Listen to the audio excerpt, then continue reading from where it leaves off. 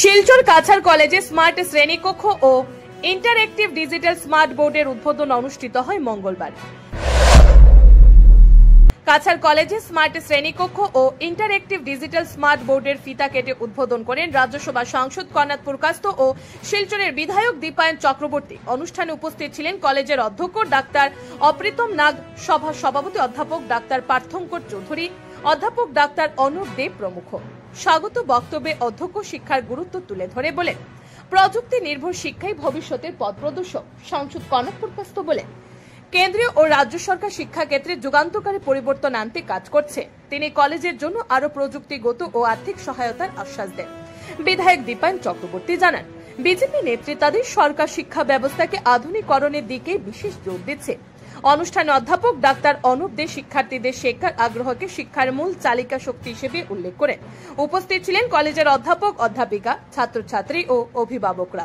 অনুষ্ঠানটি পরিচালনা করেন সহকারী অধ্যাপিকা নবরূপা ধর ও ধন্যবাদ জ্ঞাপন করেন সহকারী অধ্যাপক বিরূপাক্ষ পাল চৌধুরী। জাতীয় সঙ্গীতের মাধ্যমে অনুষ্ঠানের সমাপ্তি ঘটে। আসাম প্রাইম নিউজের 24x7 হিফজুর রহমান বরভূয়ার রিপোর্ট।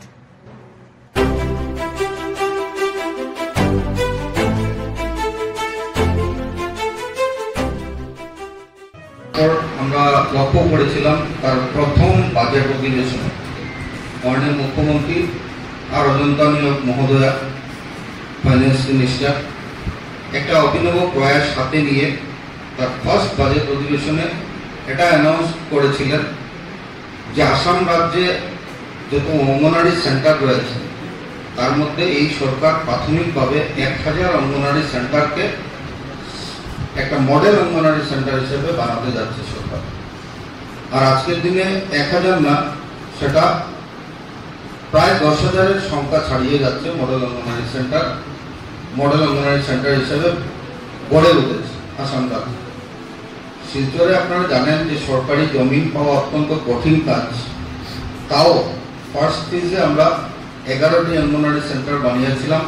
আজকের দিনে আমরা মোটামুটি 16টা অঙ্গনারী সেন্টার কমপ্লিট করে আরো কিছু অঙ্গনারী সেন্টার বানানোর জন্য প্রচেষ্টা করে যাচ্ছি।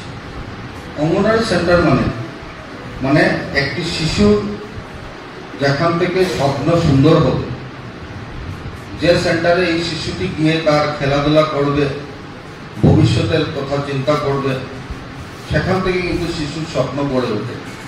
আমরা লক্ষ্য করেছিলাম যে আসাম রাজ্যের অঙ্গনারী সেন্টারগুলো ছিল কিন্তু অত্যন্ত পরিত্যক্ত অবস্থায় সেন্টারগুলো ছিল, যে সেন্টারগুলোতে একটা শিশু প্রবেশ করা তো দূরের কথা, অনেক সেন্টার রয়েছে যে পশু প্রবেশ করতে চিন্তা করবে।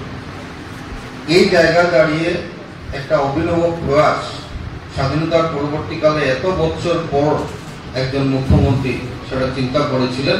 এই অঙ্গনারী সেন্টারগুলোকে যদি আমরা সুন্দর করে গড়ে উঠবে, কারণ একটা সবুজ স্বপ্ন, একটা সুন্দর স্বপ্ন নিয়ে সে গড়ে উঠবে।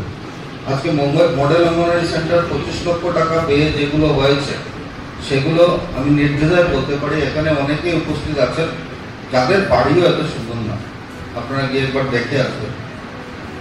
আর এই সরকার তার জন্যই চিন্তা করেছে যে এই শিশুটি বড় হয়ে আগামী দিনে দেশের ভবিষ্যৎ হবে। আর এই শিশুর যদি স্বপ্ন সুন্দর না হয় তাহলে দেশের জন্য তার কিছু করা সম্ভব হবে না। তো এই জায়গায় দাঁড়িয়ে আজকের দিনে ভারতীয় জনতা পার্টির সরকার